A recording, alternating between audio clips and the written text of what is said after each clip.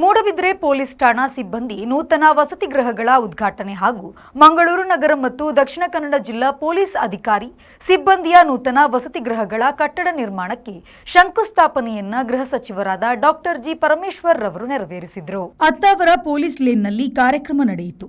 ಮುಂದಿನ ವರ್ಷದೊಳಗೆ ಮಂಗಳೂರು ನಗರಕ್ಕೆ ಸೀಮಿತವಾಗಿ ಪೊಲೀಸ್ ಅಧಿಕಾರಿ ಮತ್ತು ಸಿಬ್ಬಂದಿಗೆ ಮತ್ತೆ 100 ಮನೆಗಳನ್ನು ಒದಗಿಸಲಾಗುವುದು. ರಾಜ್ಯದಲ್ಲಿ 1.10 ಲಕ್ಷ ಪೊಲೀಸ್ ಅಧಿಕಾರಿ ಸಿಬ್ಬಂದಿಗಳಿದ್ದು, ಈವರೆಗೆ 40% ಮಂದಿಗೆ ನೂತನ ವಸತಿ ಗೃಹಗಳ ವ್ಯವಸ್ಥೆಯನ್ನು ಮಾಡಲಾಗಿದೆ. ಈ ಮೂಲಕ ಪೊಲೀಸರಲ್ಲಿ ಆತ್ಮಸ್ಥೈರ್ಯ, ನಂಬಿಕೆ, ವಿಶ್ವಾಸ ತುಂಬಿಸುವ ಕೆಲಸವಾಗುತ್ತಿದೆ. 2030ರೊಳಗೆ ಎಲ್ಲರಿಗೂ ವಸತಿ ಗೃಹಗಳನ್ನು ಒದಗಿಸುವ ನಿಟ್ಟಿನಲ್ಲಿ ಕ್ರಮ ವಹಿಸಲಾಗುವುದು. ಪೊಲೀಸ್ ಇಲಾಖೆ ಸುವ್ಯವಸ್ಥಿತವಾಗಿದ್ದರೆ ಸಮಾಜ ಅಭಿವೃದ್ಧಿಯಾಗುತ್ತದೆ ಎನ್ನುವ ಮನೋಭಾವದಿಂದ 2015ರಲ್ಲಿ ಈ ವಸತಿ ಯೋಜನೆಯನ್ನ ಆರಂಭಿಸಲಾಗಿದ್ದು, ಆರಂಭದಲ್ಲಿ ಒಂದು ವಸತಿ ವೆಚ್ಚ 18 ಲಕ್ಷ ರೂಪಾಯಿಗಳಿದ್ದು, ಅದೀಗ 33 ಲಕ್ಷ ರೂಪಾಯಿಗಳಿಗೆ ಏರಿಕೆಯಾಗಿದೆ ಎಂದು ಹೇಳಿದರು.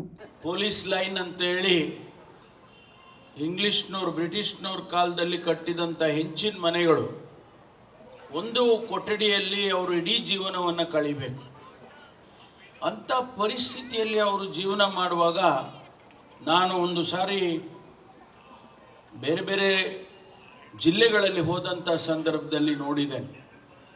ಆಗ ನನಗನ್ನಿಸ್ತು, ಒಂದು ಕಡೆ ಇವರಿಗೆ ಸಂಬಳ ಕಡಿಮೆ, ಇನ್ನೊಂದು ಕಡೆ ಅವರು ವಾಸ ಮಾಡೋದಕ್ಕೆ ವಸತಿಗಳಿಲ್ಲ. ಹೇಗಾದರೂ ಮಾಡಿ ಸರ್ಕಾರದಲ್ಲಿ ಮಾನ್ಯ ಮುಖ್ಯಮಂತ್ರಿಗಳಿಗೆ ಒಪ್ಪಿಸಿ ಇದಕ್ಕೆ ಒಂದು ಕಾಯಕಲ್ಪ ಮಾಡಬೇಕು ಅಂಥೇಳಿ ನಾವು ಈ ಪೊಲೀಸ್ ಗೃಹ ಅಂತಕ್ಕಂಥ ಯೋಜನೆಯನ್ನು ಪ್ರಾರಂಭ ಮಾಡಿದ್ವಿ. ಆ ಸಂದರ್ಭದಲ್ಲಿ ಇದೇ ರೀತಿ ನಾವು 2 ಬೆಡ್ರೂಮು, 1 ಕಿಚನ್ನು, 1 ವರಾಂಡ ಇಷ್ಟು ಕಟ್ಟಿಕೊಡೋದಕ್ಕೆ 18 ಲಕ್ಷ ರೂಪಾಯಿ ಆಗ್ತಾಯಿತ್ತು. ನಾನು ಪ್ರಾರಂಭ ಮಾಡಿದ್ದು 2015ರಲ್ಲಿ. ಈಗ 32-33 ಲಕ್ಷ ಆಗಿದೆ. ಒಂದು ಯೂನಿಟ್ ಕಾಸ್ಟ್ ಬಂದು 32-33 ಲಕ್ಷ ಆಗಿದೆ. ಆ ಒಳಗಡೆ ನೀವು ಆ ಮನೆಗಳನ್ನು ಹೋಗಿ ನೋಡಿದರೆ ಕಾಮತ್ರೆ ಭಾಳ ಚೆನ್ನಾಗಿ, ಭಾಳ ಸುಂದರವಾಗಿದೆ. ಒಂದು ಆ ತಾಯಿ ಮನೆಯನ್ನು ಚೆನ್ನಾಗಿ ಇಟ್ಕೊಂಡ್ರೆ ಅಲ್ಲೇ ಶಾಂತಿ ಸಿಗುತ್ತೆ ಅವರಿಗೆ. ಗಂಡ ಹೆಂಡತಿ ಇರೋದಕ್ಕೆ 1 ಬೆಡ್ರೂಮು, ಅದಕ್ಕೆ ಅಟ್ಯಾಚ್ ಬಾತ್ರೂಮು, ಮಕ್ಕಳಿರೋದಕ್ಕೆ ಅಥವಾ ತಂದೆ ತಾಯಿಗಳಿರೋದಕ್ಕೆ ಅವರಿಗೆ ಮತ್ತೊಂದು ರೂಮು, ಒಂದು ಒಳ್ಳೆಯ ಅಡಿಗೆ ಮನೆ, ವಾರದ್ರಾಗ ಅತಿಥಿಗಳು ಬಂದರೆ ಹೊರಗಡೆ ಕೂತ್ಕೊಳ್ಳೋದಕ್ಕೆ 1 ವರಾಂಡ. ಇಷ್ಟನ್ನು ನಾವು ಭಾಳ ಎಚ್ಚರಿಕೆಯಿಂದ ಪ್ಲ್ಯಾನ್ ಮಾಡಿದ್ದೇವೆ. ಕಾರ್ಯಕ್ರಮದ ಅಧ್ಯಕ್ಷತೆಯನ್ನು ವಹಿಸಿ ಮಾತನಾಡಿದ ಶಾಸಕರಾದ ವೇದವ್ಯಾಸ್ ಕಾಮತ್ರವರು, ನಗರದ 2 ಪೊಲೀಸ್ ಠಾಣೆಗಳು ಬಾಡಿಗೆಯ ಕಟ್ಟಡದಲ್ಲಿದೆ. ಬಂದರು ಪೊಲೀಸ್ ಠಾಣೆ ಸ್ವತಂತ್ರ ಪೂರ್ವದಲ್ಲಿ ನಿರ್ಮಾಣವಾಗಿದ್ದು, ಅದನ್ನು ಹೊಸತಾಗಿ ನಿರ್ಮಾಣ ಮಾಡಬೇಕಾಗಿದೆ. ನಗರ ಭಾಗದ ಜೈಲನ್ನು ಶೀಘ್ರ ಸ್ಥಳಾಂತರಿಸುವ ಮೂಲಕ ಸಮಸ್ಯೆಯನ್ನು ನಿವಾರಿಸಬೇಕು. ಮಂಗಳೂರಿನಲ್ಲಿ ಹೈಕೋರ್ಟ್ ಪೀಠ ನಿರ್ಮಾಣಕ್ಕೆ ಕ್ರಮ ವಹಿಸಬೇಕು ಎಂಬ ಬೇಡಿಕೆ ಸಲ್ಲಿಸಿದರಲ್ಲದೆ, ಕರಾವಳಿ ಕಾವಲು ಪಡೆಯನ್ನು ಬಲಗೊಳಿಸುವ ನಿಟ್ಟಿನಲ್ಲಿ ತಾನು ವರದಿಯೊಂದನ್ನು ತಯಾರಿಸಿದ್ದು, ಅದನ್ನು ಶೀಘ್ರವೇ ನೀಡುವುದಾಗಿ ಹೇಳಿದರು.